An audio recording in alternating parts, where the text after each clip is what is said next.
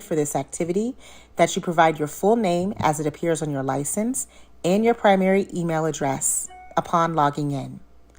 In addition, you will receive a survey at the end of this presentation. The survey must be completed by April 18th in order to receive CME credit. Thank you, and welcome, Dr. McClain.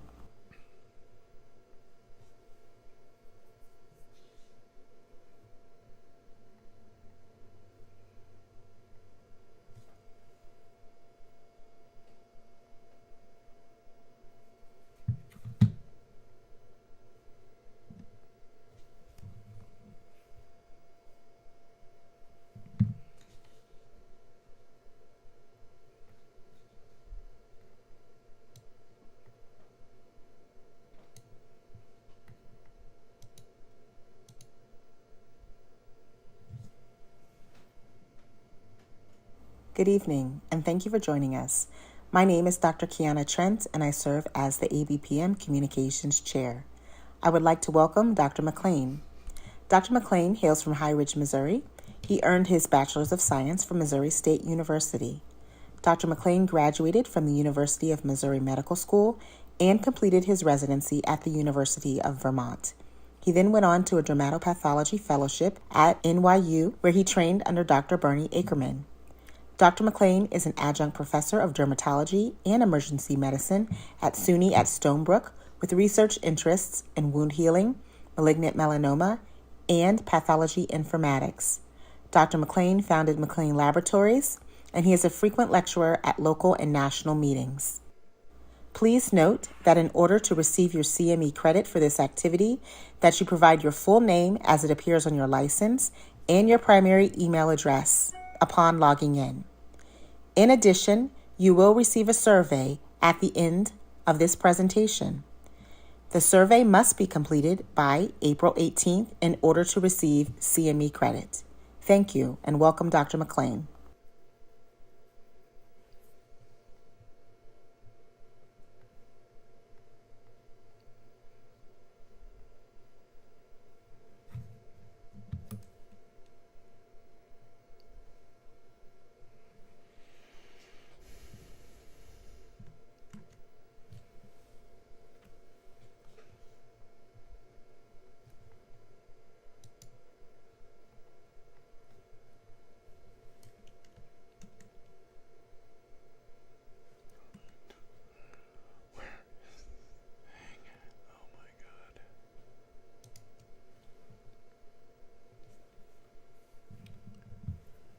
Welcome and good evening.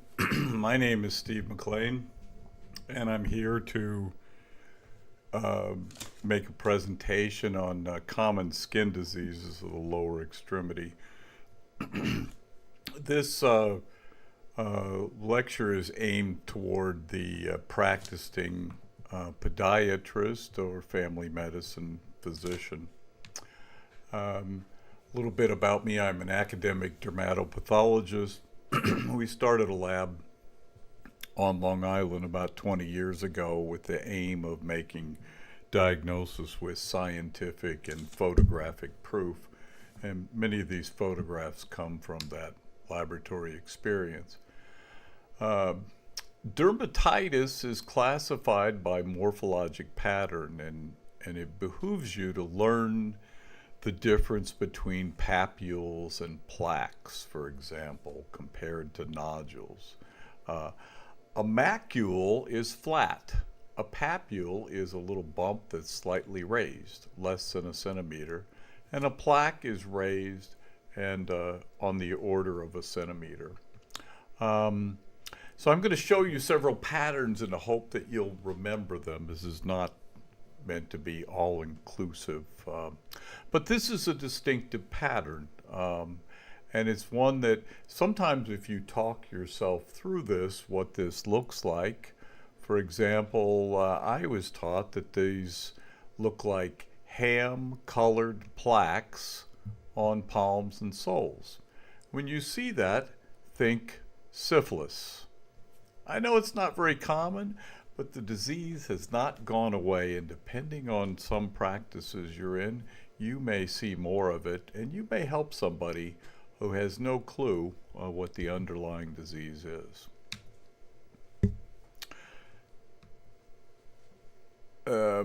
Second pattern. This is a woman's lips.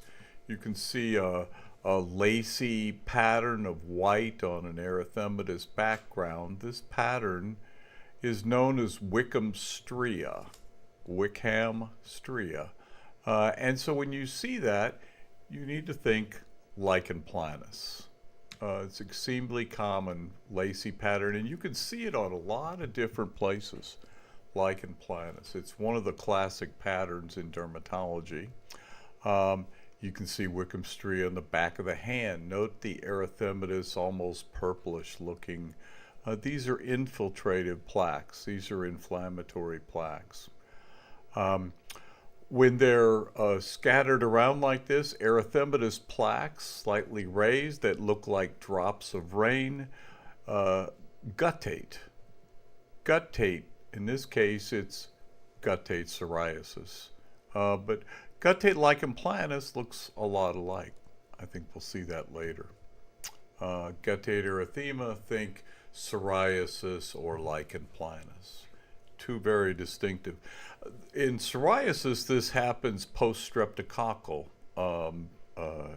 is commonly where you see this, and it often goes away, thank goodness. Under the microscope, this is the pattern of a psoriasiform dermatitis, and there's kind of three components. The epidermis is hyperplastic. The rete become elongated and sometimes look like test tubes. The dermal papillae here are widened by dilated tortuous vessels. These vessels are inflamed, and so you'll see this. And the epidermis itself becomes thin. And through the epidermis, these inflammatory cells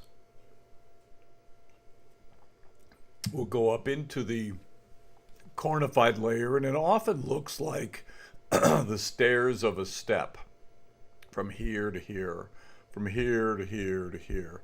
And these dark blue zones are neutrophils, very common. You can see almost identical pattern in tinea, by the way. But when you see this, I want you to think, oh, that's a psoriasiform dermatitis, because this is how the dermatologists learn. Okay. Another distinctive pattern, these raised papules, and they oftentimes have a little center, little bullseye in the middle, or an umbilication in the center. You can see it better on the dermatoscope. You can see the vessels. But this is molluscum contagiosum. This is a medical student diagnosis. Okay. And so umbilicated, it's a word that's used. It means it looks like your belly button, like your umbilicus. But umbilicated is a $5 word, and belly button is a 50-cent word, and you get to choose your pay rate. Another distinctive pattern, pernio, seen in post-infection like COVID toe. You can see it with chilblains, and you can see it with lupus erythematosus, all very common. This is a case of COVID toe. If you look up Steve McClain, Google it, and COVID toe, you'll see this paper. But this is a PAS alcium blue. You can see the epidermis up here in the basement membrane. But these vessels are plugged by red fibrin. You can see the lumen here. But all these vessels are plugged by red fibrin. It's staining. If we did a fibrin stain, here the vessels are lighting up with fibrin. And you can see the epidermis here. Okay. So there's bright staining fibrin microthrombi plugging capillaries, and it doesn't just happen in skin. It happens in your kidneys, in your lungs, in your brain fog, in your myocardium, myocarditis. Same problem. This can go on for months. In our patient that we published, it was 22 months. Okay. Some patterns. I know you want to get right in and jump in, but let's learn some patterns. There's two I'd like to stress tonight, linear and annular, and I'll show you why. But the annular ones you should know about. We've already talked lichen planus can not only be a plaque, it can be guttate, it can also be annular lichen planus. Lupus is stereotypical. When you see an annular erythema, think lupus. Erythema migrans in Lyme disease or syphilis, those both move relatively quickly. The annular erythema in Lyme disease migrates very quickly. Sulfa drug reactions, Bactrim, for example, is associated with erythema multiforme. These have multiple forms, as the name implies, but one of them is annular. And tinea pedis, dermatophytosis, absolutely an annular pattern, pretty common. If you just Google annular, what are 5 annular skin lesions, you'll see it comes up. There even comes up some others I was surprised to see, but leprosy and Hansen's, those are the same. Erythema multiforme and multiformis, those are the same disease. Nummular eczema, I didn't realize could be annular. But another thing it points out is that you can learn for free from the American Academy of Family Physicians if you want to go into a specific. They have good sections on dermatology, so it's a free way of learning. Linear skin lesions, I'm going to go over epidermal nevus, and psoriasis can be linear. Herpes and varicella zoster, we're going to go over in a minute. Allergic contact dermatitis, this is poison ivy up here in the acute phase. And another pattern is when you see linear groups of 3 itchy papules in a row. This is known to the dermatologist as breakfast, lunch, and dinner. These are bug bites. This comes from the Orkin.com pests, fleas, flea bite facts and information. Okay, linear skin lesions. Oh, did I do this twice? Looks like I did. Okay. Well, that was such solid gold. It's worth going over again. This is the pattern of herpes. These little dewdrops on an erythematous base. If you like cliches, I love them. My teacher didn't like them, but this would be called dewdrops on a rose petal. Is a good way to remember that. These little tense blisters, and they break rapidly, and you can culture them. You can smear them out on a zinc smear and make the diagnosis. Dewdrops on a rose petal, almost identical. This is a child, so it's probably varicella rather than herpes simplex. They're all identical. Herpetic whitlow. Notice this is a linear pattern, and it tends to follow a dermatomal pattern, which is different than another linear pattern I'm going to show you in a few minutes. Herpetic whitlow. On the hallux, notice that you can't really see the erythema so well, but you can see the vesicles here. And for reference, we've got these two. Herpetic whitlow. This is a case sent to me by Dr. Morelli. You notice it's linear here. You can't really see the vesicles. Even zooming in, maybe I see a couple. Okay. You can shave the top off of these, generally make the diagnosis. This happened to be varicella zoster. And so you'll see these inclusions in the nuclei. The nuclei are degenerating here, and these cells round up. Same thing over here, here's one with an inclusion. Uh, the red here is to varicella zoster. So this is chicken pox that's come back. Okay. Herpetic Whitlow involving the thumbs. Okay.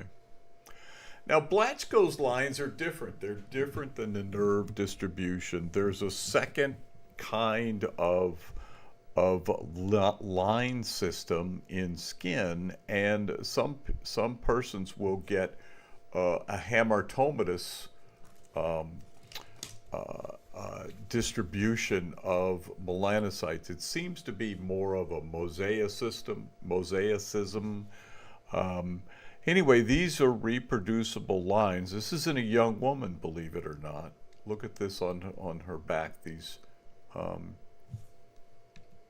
and 18-year-old woman, linear and whorled nevoid hypermelanosis. And you don't see much except for the melanin there. There's no increase in melanocytes. And why they do it in this pattern, I don't know. You can see psoriasis in a Blaschko line pattern. I'll show you. Now, hopefully, as soon as you see this, you see the lines. I like these little heart shapes here and the curlicues on the buttocks here. But notice this pattern on the back of the legs here, because these patients often have one of two patterns, either just linear pattern or linear and this pattern where it's all over. Note, as soon as you saw that, I hoped you would say, oh my, that's, but I don't know that this is distinguishable from epidermal nevus, for example. Okay, except you've got this psoriasiform pattern, you've got dilated tortuous vessels, and you've got this inflammatory infiltrate. That's the pattern of a psoriasiform dermatitis, and everything else being equal, you could suggest it's a linear psoriasis. Epidermal nevi are linear. This child has it on the neck. They may be verrucous. It doesn't just happen in children. These you have for the rest of your life. This is nevus sebaceous on the scalp. These are yellowish because of the sebaceous glands up in here. So, and they're yellowish at birth, and they become yellowish after puberty. So in the middle of childhood, they're often not so yellow. They're mainly pink. Okay. This is one from a hairbrush. This is in the scalp, and so from brushing the hair, you can traumatize these. And there's a loss of hair in these. The hair follicles are actually absent in this zone of the hamartoma. Okay. Now, hopefully you recognize that immediately. You said, wow, that's ham-colored plaques, and that looks like, yes, syphilis. But when you see the rest of the patients, he'd say, oh my God, what is going on this side? Well, it's the same disease. This is also syphilis, except it's got this scaly yellowish material here on top, and hopefully you agree with my diagnosis that these are fungal nails. Okay. This patient indeed has tinea, complicating syphilis, a bacterial infection, which is in itself complicating a viral infection. In this case, it's HIV. So, well, how do I know that? Well, I'll show you in a few minutes. We'll come back to it. But the main point is that below the knee, almost every disease which involves the epidermis, psoriasis, lichen planus, eczema, allergic contact dermatitis, shoe allergy, will cause the fungi to proliferate. So on the leg, fungus will grow on top of anything, even melanoma. even squamous cell carcinoma, even foot ulcers, as in this case. Okay, back to this patient with HIV. When this pattern is known as rubeal syphilis, and these lesions are just teeming with millions of spirochetes, and this epidermis breaks down. And rubeal syphilis it refers to the dirty ulcers, these shaggy black ulcerations of the skin. Okay. So vesicles, pustules, ulcerated sores, thick scabs, especially in secondary syphilis. And it's from the Latin rupia and something about filth and dirt and so forth. Okay. But this is all over this man's body.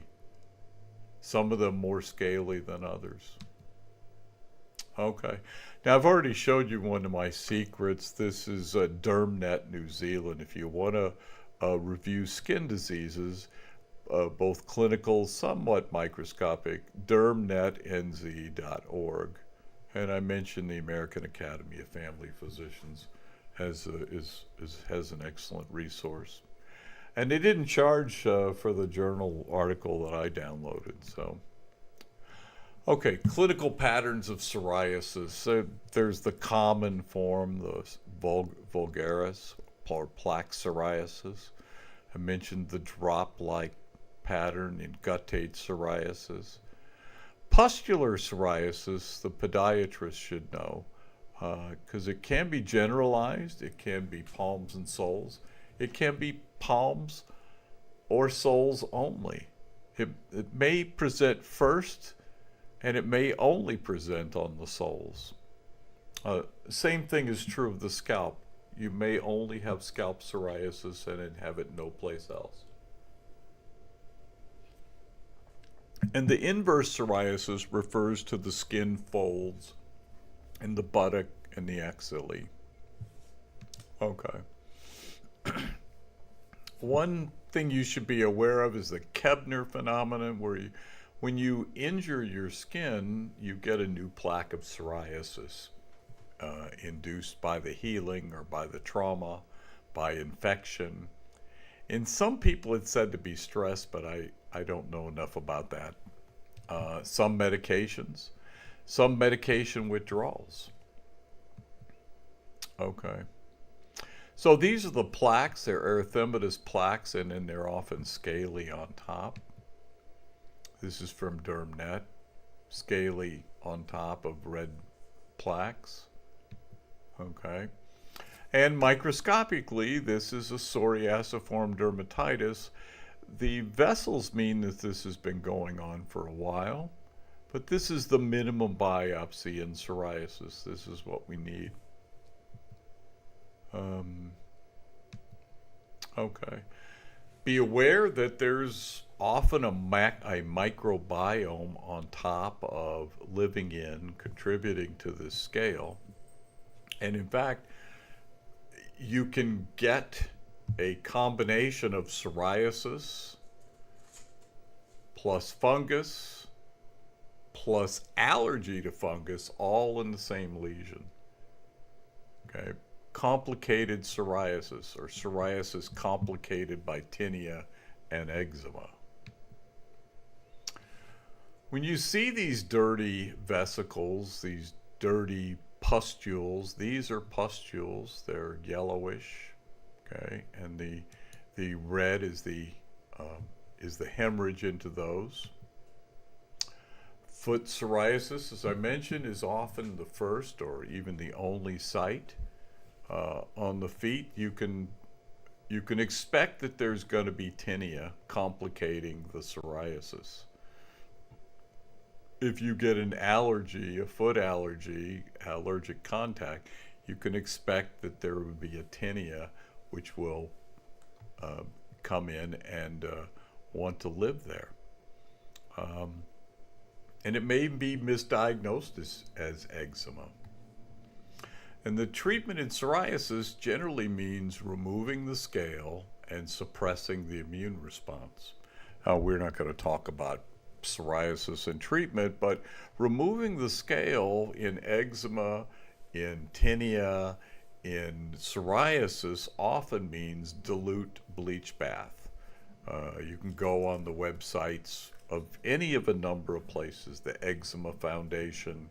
Just type in whatever search engine you use, you know, dilute bleach bath for eczema, Mayo Clinic, dilute bleach bath, American Academy of Dermatology, dilute bleach bath. It's all over. It's safe enough for children, but you have to suppress the microbial response to the leaky skin, to the oozing skin, and at the same time then suppress the immune response. So you've got to treat the scale, treat the fungus, suppress it further with either antifungals or just moisturizers, and then you've got to suppress the immune response. Some people will even start off with a Kenalog IM injection just to get them started. But these are some big boy tools. You have to have your pants on for this. Okay. Guttate psoriasis, I showed you this before, the little drops. You can see an almost identical pattern in lichen planus. I don't know if I have it. But post-streptococcal acute guttate psoriasis, widespread, small plaques, usually resolves. Small plaque psoriasis. Often in adults, not in kids. Pustules, widespread, generalized. You can have psoriasis generalized and it's a medical emergency. Patients have had to be hospitalized, put into the burn unit to manage their fluid losses and electrolyte imbalances. This is right up your alley. This is the nails in psoriasis. And there's several specific features, but one of the tricks is to look at their fingernails, because the toenails are often completely overtaken by this character right here. Okay. But the features of psoriasis there's at least three in here. One are these ridges. The second are these pits or oil drop sign. And the third are this erythema or salmon colored patches in there. The white, I think, is early fungus. It's often common, it's quite common that you get psoriasis, the nail is injured, and then the fungi take over. It's very, in the toes, it's very difficult, very unusual, in fact. It may have started out as psoriasis, but it ends up as fungus. Okay. If you can't see it in the toenails, like I said, cheat.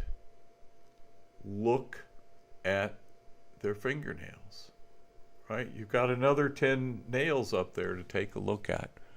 Oil drops, pitting, ridges, salmon patches, and they quickly become infected. This is inverse psoriasis. I put this in here because one of my staff loves to watch my lectures and see the tushy pictures in here. But it happens in the axilla also. And this is called inverse psoriasis. These are often, this is flexural body folds, genitalia, often colonized by Candida.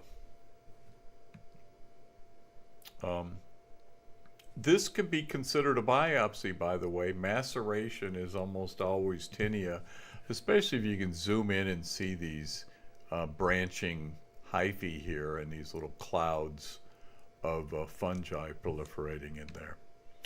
But the most common papulosquamous disease is tinea. You can call a lot of other things. The most common de novo disease or inherited disease is psoriasis, about 1% of the population. Okay. But I can't tell you it's not psoriasis just from the cornified layer, because both tinea and psoriasis may have fungus in the cornified layer. Okay, minimum biopsy. Use your dermatoscope. That's why you bought it. You can often see these little capillary loops coming up. The capillaries are especially prominent, but that's where the dermal papillae are, and you see that those red vessels in there. Okay. SIBO psoriasis, scalp psoriasis, almost everything I just said about the foot can be the first and only place, yeah. Commonly has fungus growing all over it, yeah. In this case, it's usually pityrosporum or malassezia, only the upper part of the body, and it's kind of a combination between seborrheic dermatitis, and psoriasis. And that's a chicken and the egg. Same thing that we're talking about on the feet and legs. Only about 35% of people will have a family history of psoriasis, and it may be years before they declare themselves. They may have arthritis first and come see you for their arthritis first, and then you find out they have psoriatic arthritis. Like I said, cheat.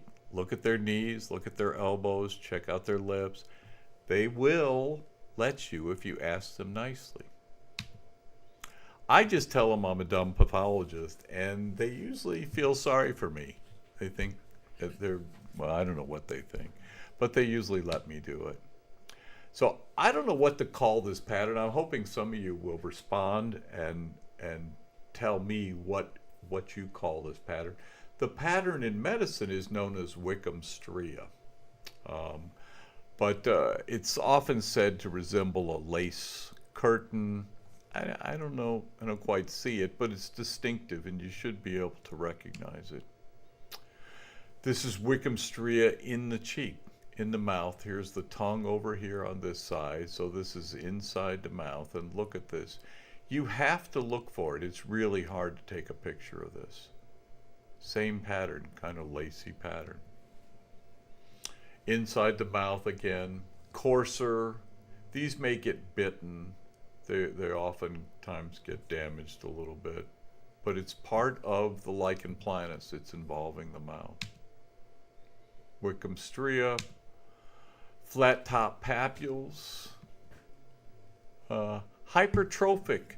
With the really common diseases like psoriasis and lichen planus, and even tinea, there's a zillion names for these. So this is hypertrophic. It's been persistently rubbed. Probably has some colonization on the surface as well. Guttate pattern. Hopefully you see the same. Now there's nothing in here to say, well, this can't be psoriasis. So once you see this guttate pattern, you've got to look around and try and decide which one you think it is. I mean, we can treat the steroids, but when you see this pattern, take a picture of it. Look inside the wrist, look in the mouth, look at the fingernails. Okay. Speaking of fingernails, now here's one that's got a secondary infection. Patient had lichen planus, but now the nail is so damaged that there's an overgrowth of fungus on top of it. Okay. The secondary on, so nail lichen planus, one or more nails, may just involve the nails. You may see 20 nail dystrophy, you may see 10 nail dystrophy. The nail may thicken, lift off, split. The cuticle can be destroyed and it may form a pterygium or a scar. Some ridges, almost a spoon-shaped depression here. This is a pterygium.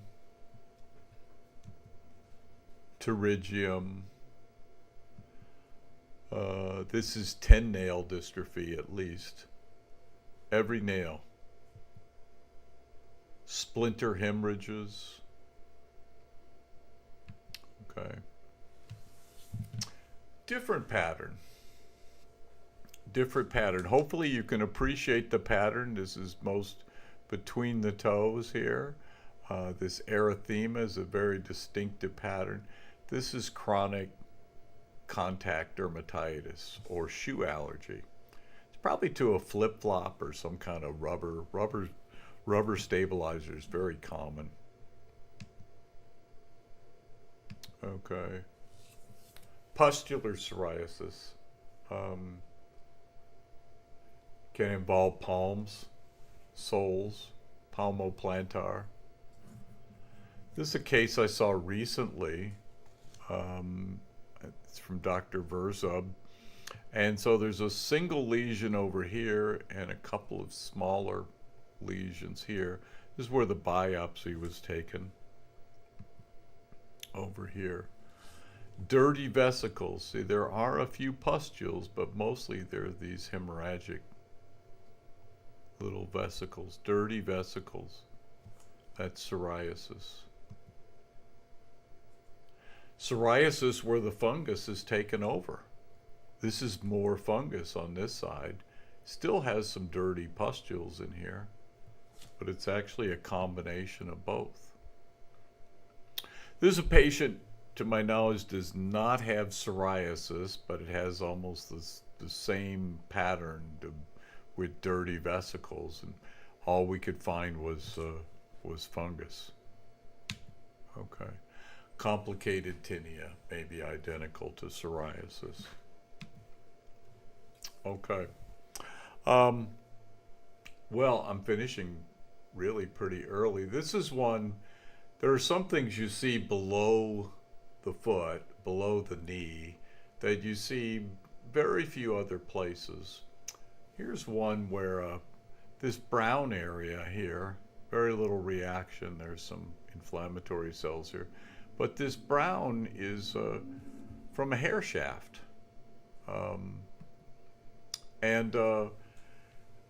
This is fairly common. I see this, I don't know, once or twice a month in podiatric patient population, patients who are seeing podiatrists for their care. So it's way more common than I would have thought. Okay. Well, we're on time, so I think I'm going to continue on with some bonus slides. I don't hear anybody objecting at the moment. This is an important sign that I think you should be aware of, because these lesions especially happen. You'll get a brown, firm skin lesion. You push on it, it's kind of firm. But the key is to squeeze it together. And you see this little dimple, this retraction. These are miniature little hyperpigmented scars called dermatofibromas. Dermatofibroma. And they're absolutely benign, very common on the leg, we think because of injury, or sometimes a cyst will rupture, but they're usually, and the center may be white, may be pale in contrast to the darker part of this lesion. Okay. Fairly young woman, 42. For me, that's getting younger all the time. But 42-year-old woman, she doesn't look horribly sun damaged is what I was trying to get at. And then there's this new, what seemed to be a new pigmented lesion. So you take your dermatoscope and you put it on and you say, wow, this is all speckled looking. None of these look quite a bit alike here. Anyway, it kind of resembles a 2D barcode in my view. I can't show you one of those. This is pigmented basal cell carcinoma. And it's often seen when it's superficial like this because the pigment really stands out. If we look at the specimen in the lab, the Shea biopsy, we can take and put the same, you put the dermatoscope down onto the specimen, you can see the same kind of pattern in pigmented basal cell carcinoma. And here are these dark blue aggregates, or the part we're looking at. And the reason they're brown here is that there's melanin pigment in in the aggregates, there's melanocytes that are living among the basal cell carcinoma. I showed you that hair shaft IPK kind of lesion.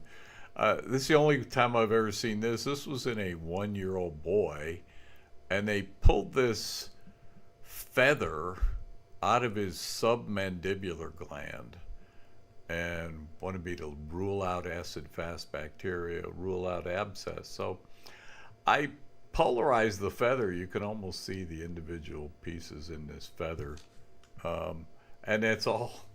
That's all it was. There was no abscess, there was no AFB, but interesting. Okay.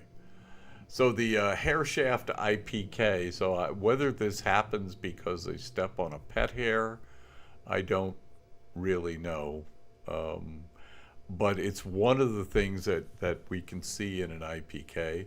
Sometimes I'm pretty much convinced it leads to a verruca, a viral infection, that implantation of some kind of wart virus must happen either on the hair shaft, or sometimes they step on a nail or something.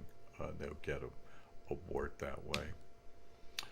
So this hair went right through the epidermis. There's a little sinus tract here with neutrophils, and I'm pretty sure that's the evolution of this lesion. Okay. I seem to be done a little bit early, and I wasn't anticipating having a few extra minutes, but I think for now, you can, if you wish to ask me questions, send it to Coach, COACH, Kim, KIM, 50, Coach Kim 50 at hotmail.com, and you can answer questions. I've got an eager staff that's waiting breathlessly for you to ask your questions. I'd like to thank the American Board of Podiatric Medicine and Dr. Hook, especially, who was kind enough to think of us and ask us. In general, in closing, I guess I would say that podiatrists do not biopsy enough. I know you're busy. There's a lot going on. There's a lot of things going on, but I personally think you're taking on an excess of liability when you just sign off on something without a biopsy, especially in a pigmented lesion, in ulcerations which don't heal. I can think of a number of, and it doesn't, it doesn't have to take up that much time, especially if you're biopsying for nail fungus or you're biopsying for tinea. I'm aware that Medicare doesn't want to pay for a biopsy, so you may biopsy the nail and then biopsy the skin in order to get paid at least for one of them. I don't know that treating toe fungus is necessarily high on any of the insurance's list of to-dos, or Medicare for that matter. And it seems that off what used to be called disadvantaged populations, or the patients who are poorer, have seemingly way worse toe fungus than I've ever even considered. Anyway, I wish to thank you all for joining me this evening, and send me your questions to Coach Kim50 at hotmail.com. Thank you for your time and attention. I appreciate it.